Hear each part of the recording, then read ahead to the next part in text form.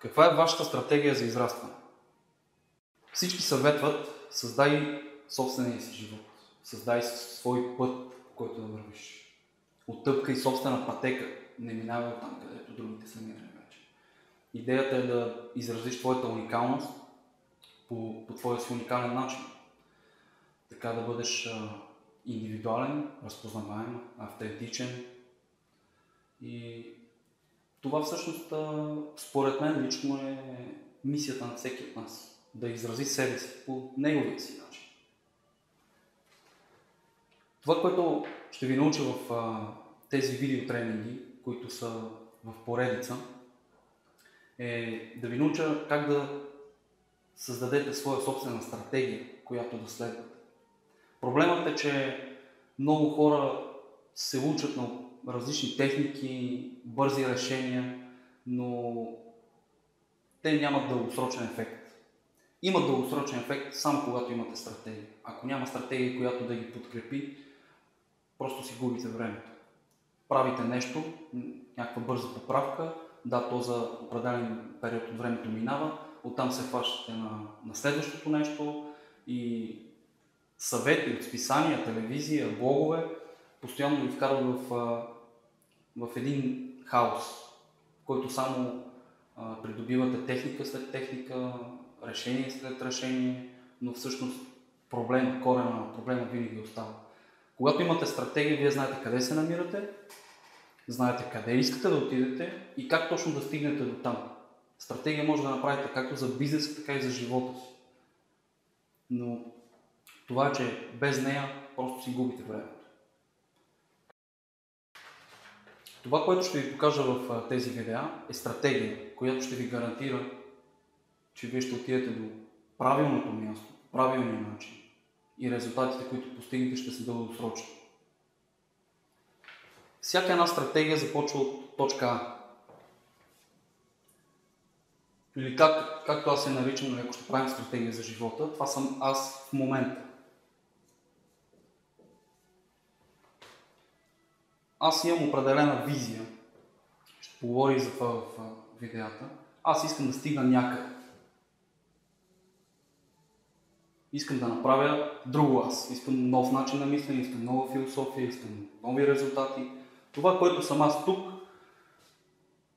не е това, което искам да бъда.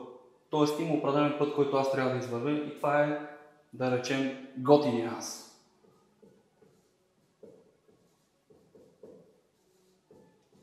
Готин аз. Аз съм тук и искам да стигна до готиния аз. Това е нашата стратегия. Това е нашата основа. Когато учим техники и определени методи за бързи решения, ние трябва да ги положим в някаква стратегия. Те трябва да ни носят някакъв резултат, който ще има отражение в бъдещето. А не на момента и утре, примерно, или след седмица да сме забравили. Или пък да се окаже, че сме работили върху тотално грешното нещо и сме си губили времето. С този вид на стратегиране вие ще си гарантирате дългосрочни резултати и ще бъдете сигурни, че отивате там, където искате да отидете. А не накрая да се окаже, че целият труд е бил за нищо. Първата стъпка е да осъзнаете, че вие имате страхове, имате бариери, имате ограничения. Това е първата стъпка. Да осъзнаем нашите бариери.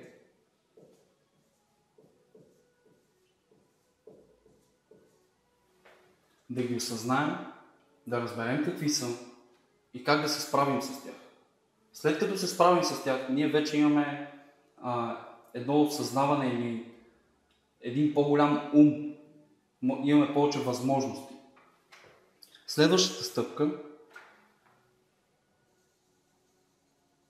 е осъзнаването.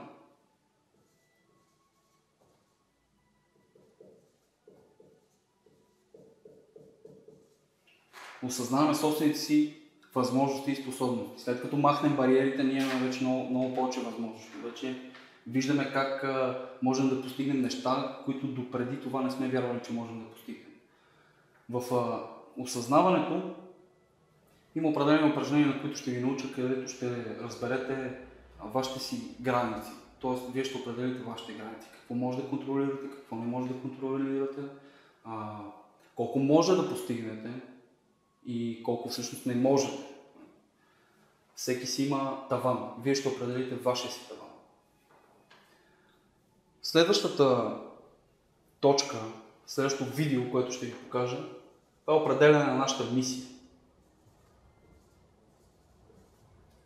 Когато ние имаме вече по-ясна картина за това какво можем да постигнем, ние започваме да изграждаме нашата мисия. Тоест, какво искам. Това е мисията.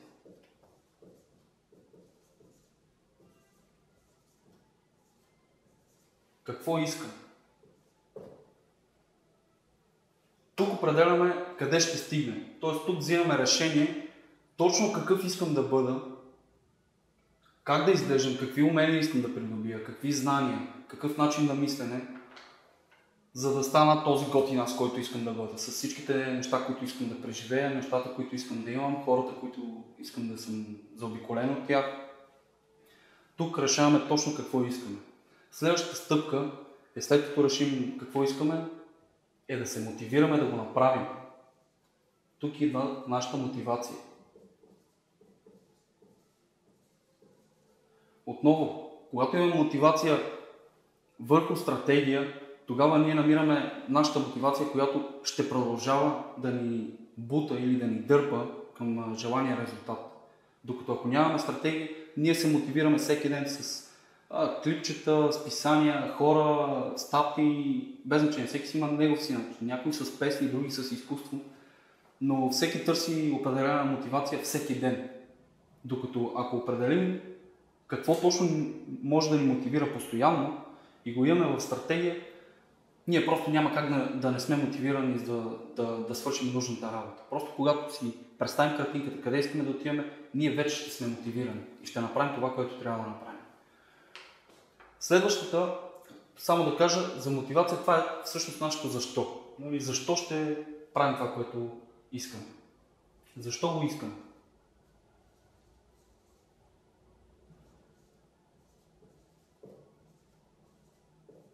Когато си отговорим на този въпрос, защо го искаме, това всъщност е нашата мотивация.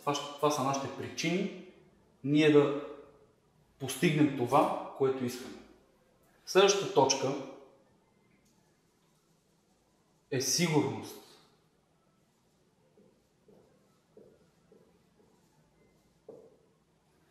Много хора бъркат сигурността с гаранцията. Всъщност гаранция няма. Ние не знаем утре какво ще стане. Това също е част от осъзнаването, че ние нямаме пълен контрол над нещата. Ние имаме единствено пълен контрол над себе си.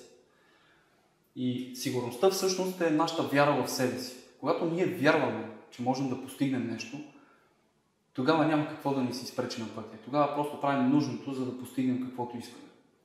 Когато имаме и нашите причини, правилните причини, знаем, че когато направим нужното, ние го правим заради правилните причини и няма да съжаляваме след това за постигнатите резултати. Затова сигурността, когато имаме предвид как ще го имам,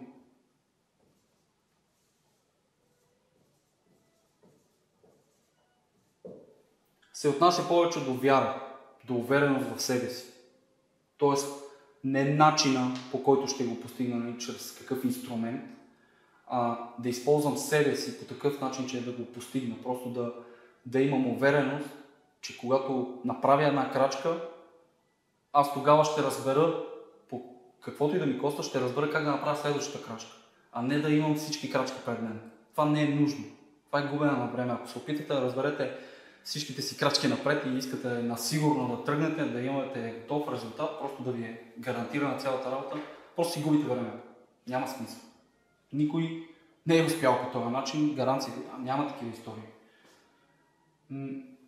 Това всъщност е стратегията, на която искам да ви науча, и във всяко едно видео ще се спра на всяка точка и ще ви обясня как точно да осъзнаете, разпознаете вашите бариери, как да ги премахнете, как да осъзнаете на какво сте способни, как да определите вашата мисия, как да знаете какво точно искате да преживеете и да сте сигурни, че това, което искате, не е грешното нещо.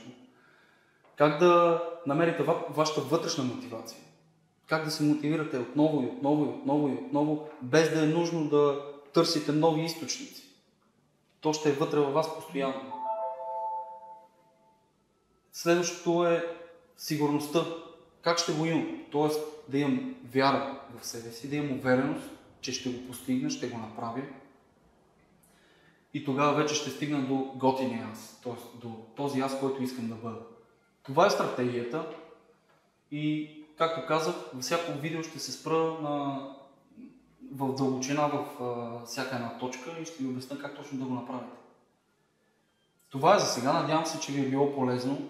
Всъщност тази стратегия може да я вземете още сега да я приложите, ако сте наясно с тези точки за вас и специално, може още сега да я приложите и да видите ефекта в най-скоро време. Така че възползвайте се. Това беше от мен. Ще се видим в следващото видео.